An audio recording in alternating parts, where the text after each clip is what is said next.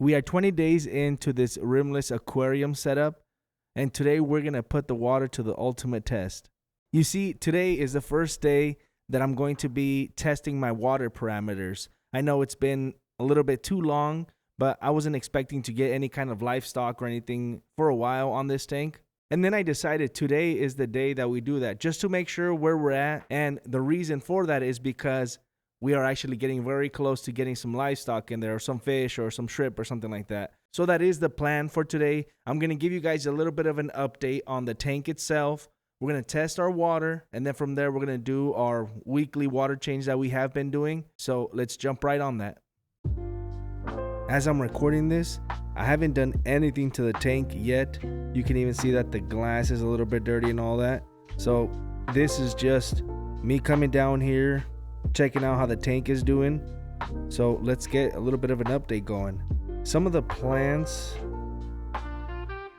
are not looking the best. You can see back there we have some that have a little bit of algae. There's a little bit of mulm builds up on the rocks and some of the plants and things like that. Sorry for the reflection on my phone.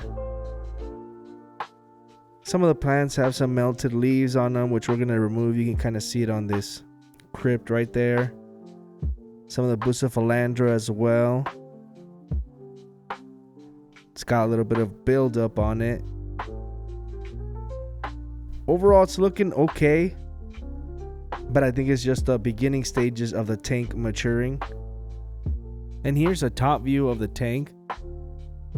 It's looking okay, but I'm not liking that barren area in the backside. I think those plants are going to take a little bit too long to fill in for my liking. So we're probably going to have to address that and get some other plants back there.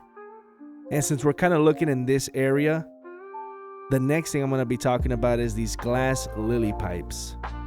This was the first time using lily pipes, so I wasn't really sure on what to expect on how they performed or how they functioned. Overall, I am pretty satisfied with them. The look is super clean on them, but the issue that I was kind of having is with the skimmer itself. I can't get it dialed down and it starts taking in a lot of air, which is not really a big deal, but once in a while the canister filter reprimes or something, or catches air, and it comes out of the outlet over there in the form of a pretty loud stutter or little bubble burst that it has. So I'm not the biggest fan of that. Definitely on my next setups, I'm gonna skip the surface skimmer on that and just get one that has a inlet, a normal one, because I don't know, this one hasn't convinced me just yet with the skimmer, but maybe we'll get it dialed down one day and we'll keep on going with them. But as of now, not too satisfied with them. With the minor algae issue that we're having on the tank in the form of blackbeard algae, and also having some of those leaves die off and having that organic matter build up in the tank, we need a cleanup crew in the background doing all the heavy work for us. Of course, we're still going to be doing our water changes. A cleanup crew is there to help. It's not to do the full job for you. That's why this next step is crucial to do before we add any livestock into this tank, and that is test our water parameters. And we're going to test our water parameters with the kit by API called the Freshwater Master Test Kit. Great name. But yeah, this is one that I've used before. I'm not the biggest fan of the strips, so I've always kept this liquid kit on me. I remember back in the day they had the glass tubes instead of these plastic ones that they have now, and if you ever use those glass ones, you know how much they sucked. They would break all the time for no reason. So I'm actually quite glad that they went to plastic. And once we get our ranges on our parameters, then we'll be able to see if we can get some livestock in here, which I'm very excited about. Since I haven't had a tank for a very long time now, it's been a while since I've done parameter tests. So we're going to start off with the pH today, and then we're going to go to see how our ammonia is doing, then our nitrate levels, and then our nitrite levels. Bear with me though, because I haven't done it in a while, so I am going to have to read the instructions on how these work. So let's get that going.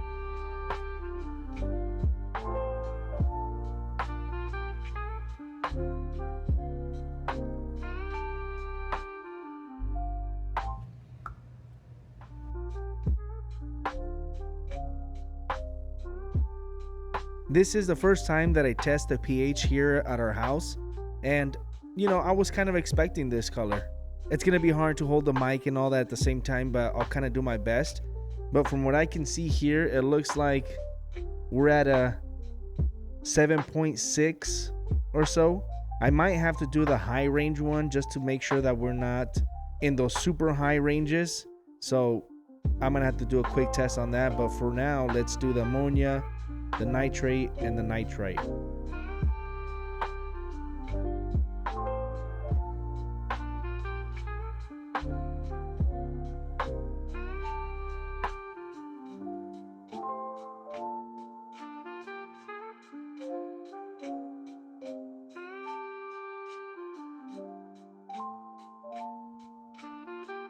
Now time to test one of the most important ones, nitrites.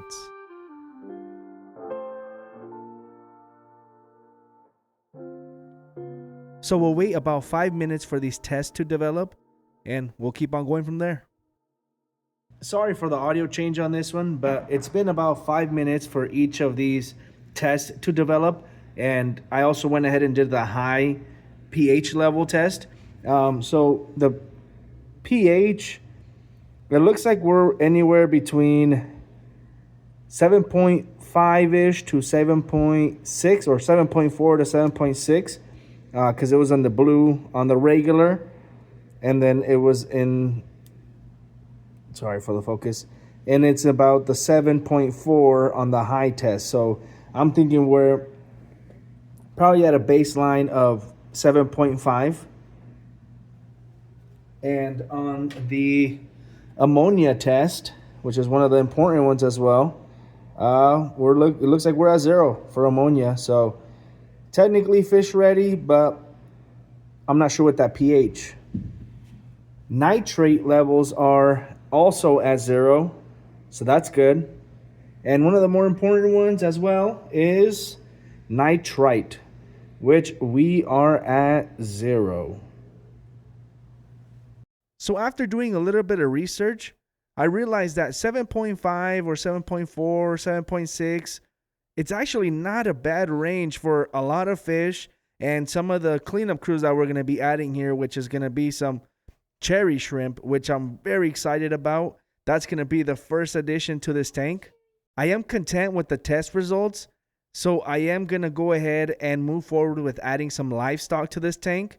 But as of right now, for the rest of the video, what we're going to do is we're going to clean it up, do a good water change, clean up some of those dying leaves on the plants, and clean up some of that mulm that's building up on the rocks and in some of the surfaces and all that. So just do a really good cleaning to the tank, and we're going to be definitely getting some livestock, some red cherry shrimp. I'm super excited. So let's get this water change done. We actually do have one inhabitant in this tank, and it's right there, little snail. So we're getting a little bit of a cleanup crew developed. And I know this scraper's overkill, but this is all I got. It's one that I've had for a while, so let's just use this.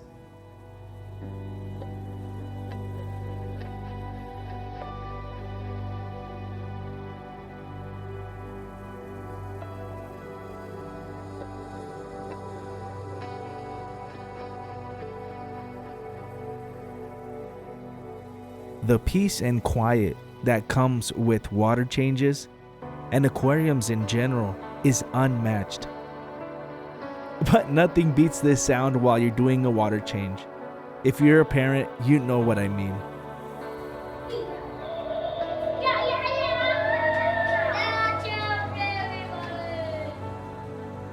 Aren't you everyone?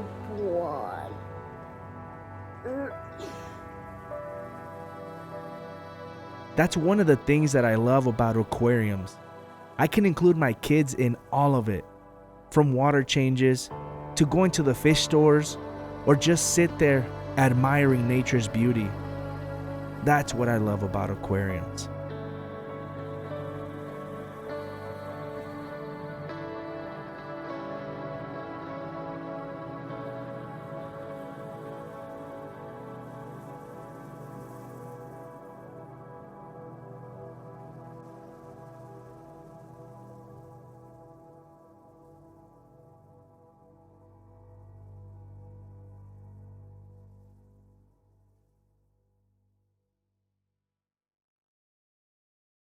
So I just wrapped up the water change on this beautiful aquarium that we have back here. It's been, like I said, about 20 days since I've set it up.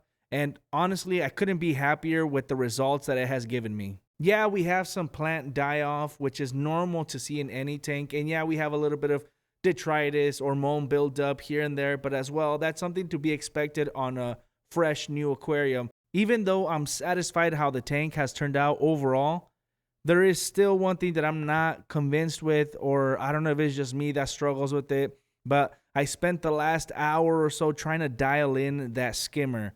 I don't know. I don't know if it's just me, like I said, but I do not like it. Keeps bringing in some bubbles. I already adjusted the flow on the canister, but that's just not helping. I'm not sure what it is that I'm doing wrong. If you guys can let me know, or are they just something that always have that issue? The clean looks of the lily pipes definitely sold me on it. I think I'm going to go with the route of not having a skimmer though. And after checking our parameters, I can confidently say that we are ready for some livestock. We had 0 ammonia, 0 nitrite, 0 nitrate, so everything was good. And we're at between 7.4 to 7.6 pH, which is ideal for a lot of fish. We're not going to start off with fish quite yet. We're going to go with the route of a cleanup crew in the form of some shrimp. So stay tuned to that. The next video will be of me getting the shrimp into the tank and a couple other exciting things that I have going on and a little bit of updates. So see you then, and let's keep on growing day by day.